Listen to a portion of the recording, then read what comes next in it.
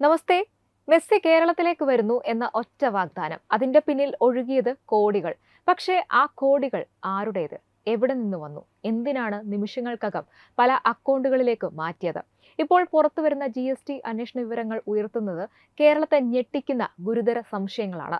മെസ്സിയുടെ പേര് ഒരു ഫുട്ബോൾ ആഘോഷത്തിനായിരുന്നോ, അതോ കോടികളുടെ ദുരൂഹ സാമ്പത്തിക ഇടപാടുകൾക്ക് മറയാക്കാനായിരുന്നോ? മെസ്സിയുടെ പേരിൽ കോടികളുടെ കളി, കേരളത്തെ ഞെട്ടിക്കുന്ന സാമ്പത്തിക ദുരൂഹതയുടെ ചുരുളഴിയുമ്പോൾ ഫുട്ബോൾ ലോകം മുഴുവൻ ആരാധിക്കുന്ന പേര് ലയണൽ മെസ്സി. ആ പേര് കേരളത്തിലെ ഫുട്ബോൾ ആരാധകരുടെ ആവേശവുമായി ചേർന്നപ്പോൾ സ്വാഭാവികമായും പ്രതീക്ഷകൾ വാനോളം ഉയർന്നു. ലോക ചാമ്പ്യൻ അർജന്റീന ടീമും മെസ്സിയും കേരളത്തിലെത്തുമെന്ന വാർത്ത പുറത്തു വന്നതോടെ ആരാധകർ ആഘോഷത്തിലേക്ക് നീങ്ങി. പക്ഷെ ഇന്ന് അതേ വാഗ്ദാനത്തെ ചുറ്റിപ്പറ്റി പുറത്തുവരുന്ന വിവരങ്ങൾ ഫുട്ബോൾ ആരാധകരെ മാത്രമല്ല, കേരളത്തിന്റെ ഭരണ സാമ്പത്തിക സംവിധാനങ്ങളെയും ഞെട്ടിക്കുന്നതാണ്. മെസ്സി കേരളത്തിലേക്ക് വരുന്നു എന്ന പ്രഖ്യാപനത്തിന്റെ മറവിൽ നടന്നത് വെറും ഒരു കായിക പരിപാടിക്കായുള്ള സാമ്പത്തിക ഇടപാടുകളായിരുന്നോ, അതോ കോടിക്കണക്കിന് രൂപയുടെ ദുരൂഹ പണമിടപാടുകൾക്ക് ഫുട്ബോളിന്റെ ആവേശവും മെസ്സിയുടെ ജനപ്രീതിയും മറയാക്കിയോ? ഇപ്പോൾ ഉയരുന്ന ചോദ്യങ്ങൾ അതീവ ഗുരുതരമാണ്. GST പ്രത്യേക അന്വേഷണ സംഘത്തിന്റെ പരിശോധനയിൽ പുറത്തു വന്നതായി പറയപ്പെടുന്ന സാമ്പത്തിക വിവരങ്ങൾ അനുസരിച്ച് സംസ്ഥാനത്തിന് പുറത്തുള്ള 2 ധനകാര്യ സ്ഥാപനങ്ങളിൽ നിന്നായി 206 കോടിയിലധികം രൂപ സ്പോൺസറുടെ അക്കൗണ്ടിലേക്ക് വളരെ കുറഞ്ഞ സമയത്തിനുള്ളിൽ എത്തിയെന്നാണ് കണ്ടെത്തൽ. എന്നാൽ ഇത്രയും വലിയ തുകയുടെ യഥാർത്ഥ ഉറവിടം എന്താണ്? എന്തിന്റെ അടിസ്ഥാനത്തിലാണ് പണം കൈമാറിയത്? വായ്പയാണെങ്കിൽ അതിന്റെ രേഖകൾ എവിടെ? നികുതി സംബന്ധമായ രേഖകളുണ്ടോ? സാധാരണ നിലയിൽ ഇത്രയും വലിയൊരു സാമ്പത്തിക ഇടപാടിന് ആവശ്യമായ രേഖകളും വിശദീകരണങ്ങളും ലഭ്യമല്ലെന്ന സംശയമാണ് അന്വേഷണത്തെ കൂടുതൽ ഗുരുതരമാക്കുന്നത്. അതിലും നിർണായകമായ മറ്റൊരു കാര്യം, അക്കൗണ്ടിലെത്തിയ പണം അവിടെ ദീർഘകാലം നിലനിന്നില്ല എന്നതാണ്. പണം എത്തിയ ഉടൻ തന്നെ അത് വിവിധ അക്കൗണ്ടുകളിലേക്ക് മാറ്റിയതായുള്ള കണ്ടെത്തലാണ് അന്വേഷണ സംഘത്തിന്റെ സംശയം ശക്തമാക്കുന്നത്. അതായത്, സ്പോൺസറുടെ അക്കൗണ്ട് ഒരു സാധാരണ ബിസിനസ് അക്കൗണ്ട് ആയിരുന്നില്ല, മറിച്ച് പണം ഒരു സ്ഥലത്തു നിന്ന് മറ്റൊരിടത്തേക്ക് കടത്തിവിടാനുള്ള ഇടനില അക്കൗണ്ട് മാത്രമായിരുന്നു എന്ന ചോദ്യം ഉയരുകയാണ്.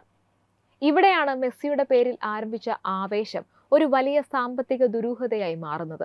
അർജന്റീന ടീമിനെയും മെസ്സിയെയും കേരളത്തിലെത്തിക്കുന്നതിനായി വിദേശത്തേക്ക് അയച്ചതായി പറയപ്പെടുന്ന $150 ലക്ഷം അന്നത്തെ മൂല്യത്തിൽ ഏകദേശം 126 കോടി രൂപ എവിടെ നിന്നാണ് ലഭിച്ചത് എന്നതും അന്വേഷണത്തിന്റെ പ്രധാന വിഷയമാണ്.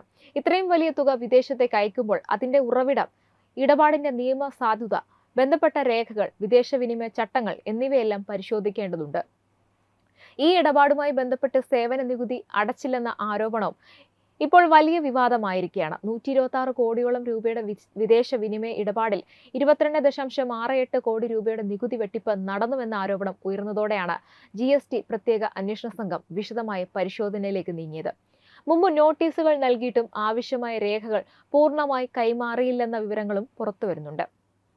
ഇതോടെ ചോദ്യം കൂടുതൽ ശക്തമാകുകയാണ്. ഇത് കേവലം നികുതി വെട്ടിപ്പ് മാത്രമാണോ, അതോ അതിനേക്കാൾ വലിയ സാമ്പത്തിക ഇടപാടുകളുടെ ഒരു ചെറിയ ഭാഗം മാത്രമാണോ ഇപ്പോൾ പുറത്തു വന്നിരിക്കുന്നത്? കായിക വകുപ്പിന്റെ അന്വേഷണ റിപ്പോർട്ടിലും നിരവധി ഗുരുതര വിഷയങ്ങൾ ചൂണ്ടിക്കാണിക്കപ്പെട്ടിട്ടുണ്ടെന്നാണ് റിപ്പോർട്ടുകൾ സൂചിപ്പിക്കുന്നത്.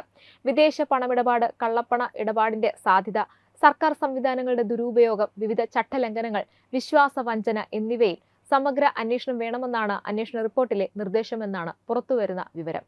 അതുകൊണ്ട് തന്നെ സംസ്ഥാനതല അന്വേഷണം മാത്രം മതിയാകുമോ എന്ന ചോദ്യവും ഉയരുകയാണ്.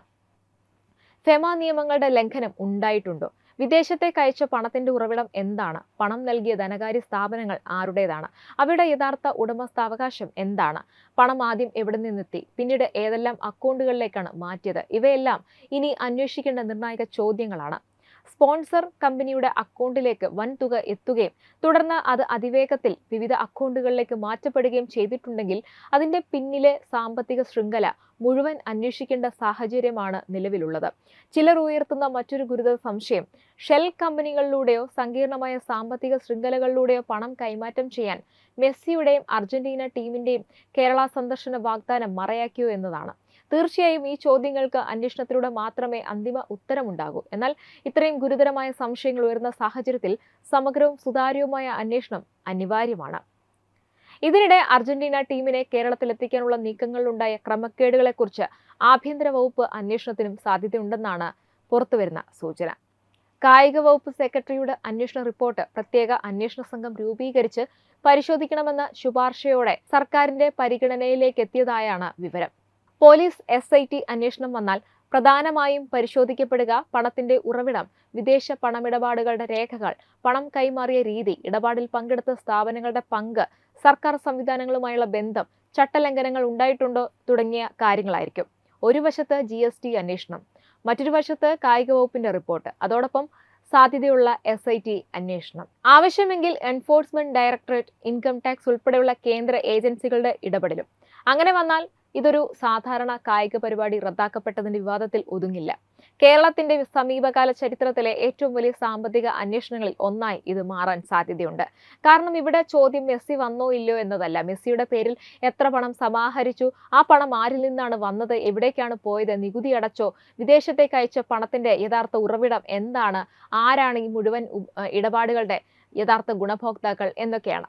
കേരളത്തിലെ ലക്ഷക്കണക്കിന് ഫുട്ബോൾ ആരാധകരുടെ വികാരമാണ് ഈ സംഭവത്തിൽ ഏറ്റവും കൂടുതൽ ഉപയോഗിക്കപ്പെട്ടതെന്ന ആരോപണമാണ് ഇപ്പോൾ ഉയരുന്ന മറ്റൊരു കാര്യം.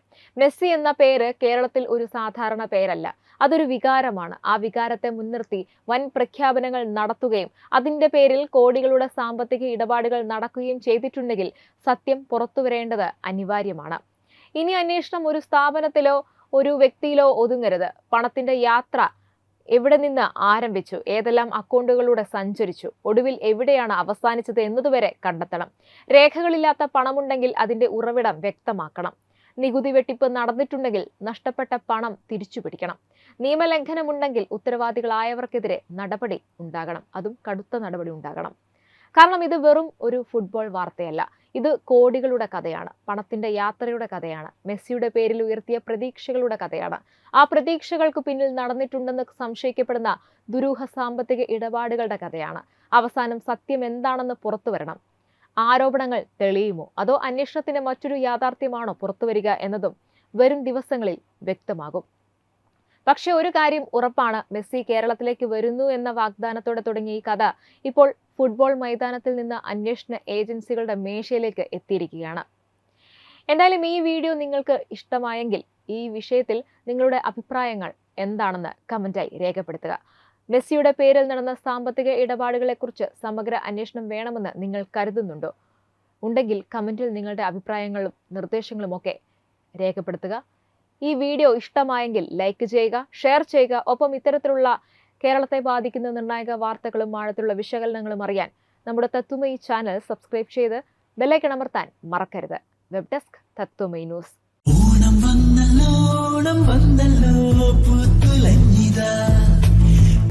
കാത്തിരുന്ന ഭാഗ്യം പോലെ ഓണം വന്നല്ലോ.